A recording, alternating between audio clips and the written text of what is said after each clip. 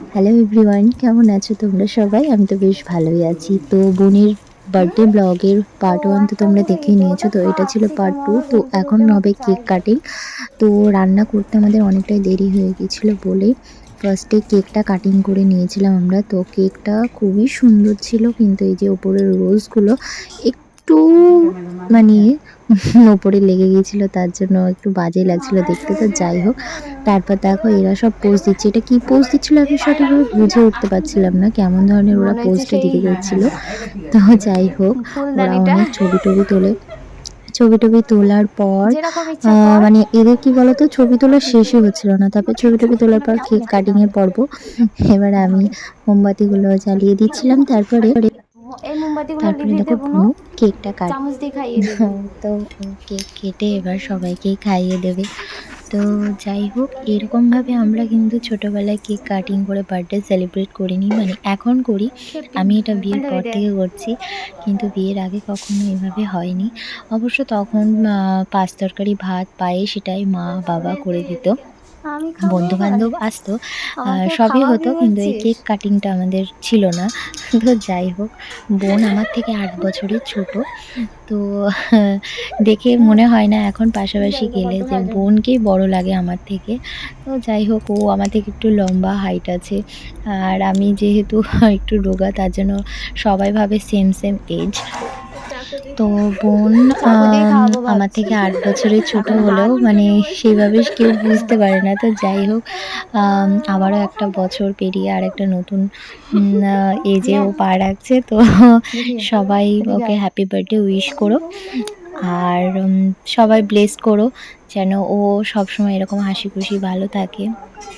তো যাই হোক, বোন আমার থেকে অনেক ছোট, কিন্তু কি এদিকে আয়। বলতো, ও মানে পায়েলের গালে সবকিছুতে না নেই। আমাকে খুব, দেখ খুব, খুব হেল্প শিলার করে। গালটাও কত মানে সুন্দর সব ফর্সা বিষয়ে গাল। হেল্প করে বলতে গেলে। হ্যাঁ, একদম মানে ক্রিমের মতন একটা করে বোন মাখিয়ে থাকা দিলাম। মানে দে তোমরা ফ্লাইং দে জানবেই, একটা।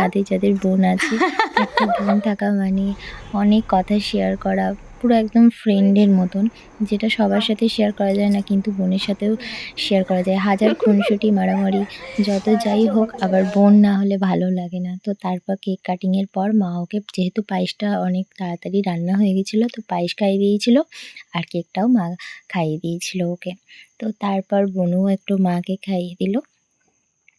তো তারপরে ওদের দুইজনের ছবিটা করে নিলাম। ছবি করার পর আমি বারবার বলছিলাম যে, "মা তুমি কিন্তু এভাবে আমাকে খাইয়ে দাও না।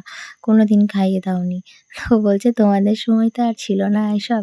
তো দেখো এখন যেরকম সেভাবেই আমাদের মানিয়ে নিতে হবে।" তো এই আরকি। তুমি যেমন ফ্যামিলিরই হও না কেন, তোমার মা-বাবা তোমার ইচ্ছে, তোমার ছোট, ছোট ইচ্ছে আবদারগুলো পূরণ করলেই কিন্তু তোমার বেশি ভালো লাগবে। কি বলো, তাই না? তো আমার মা-বাবা সত্যিই মানে কখনো কোনো কিছুর জন্য বাধাও দেয়নি, কোনো কিছুর জন্য আপত্তিও করেনি। যখন যেটা চেয়েছি সেটা পেয়েছি। আমাদের ছোট, ছোট ইচ্ছে আবদারগুলো রেখেছে।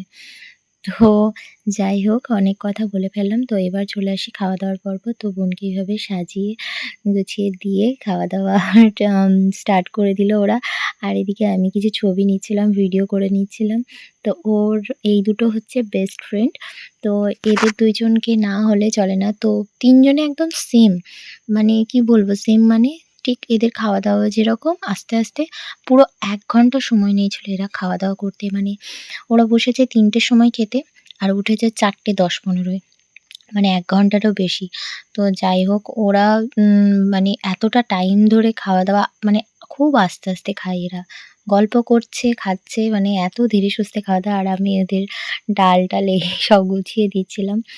যেহেতু অল্প কয়েকজনকে বলা হয়েছিল, মানে বোনের ২ বান্ধবী আর কয়েকজন ছিল। তো যাই হোক, রান্না অনেক কিছুই হয়েছিল, দেখতেই পাচ্ছ তোমরা। তো তারপরে সবাই খাওয়া-দাওয়া করে গেলে তারপর চলে আসে আ মানে বাড়ির জামাই।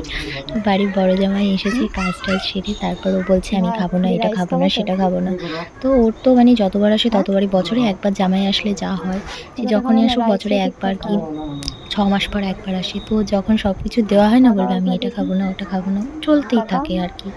তো যাই হোক, ওকে খাওয়া-দাওয়া না খেতে দেওয়া হলো। আর এদিকে সোনু ওর বাবার আদর খেতে থাকছে। তো এই ভিডিওটা তোমাদের কেমন লাগলো অবশ্যই কমেন্ট করে জানিও, আর অবশ্যই আমার বোনকে বার্থডে উইশ করে দিও। আর আমার চ্যানেলটা ভালো লাগলে লাইক, কমেন্ট, সাবস্ক্রাইব সবাই করে দিও। প্লিজ প্লিজ প্লিজ, তোমাদের ভালোবাসা আশীর্বাদেই কিন্তু আমি এগিয়ে যেতে পারবো। তো সবাই ভালো থেকো, টাটা।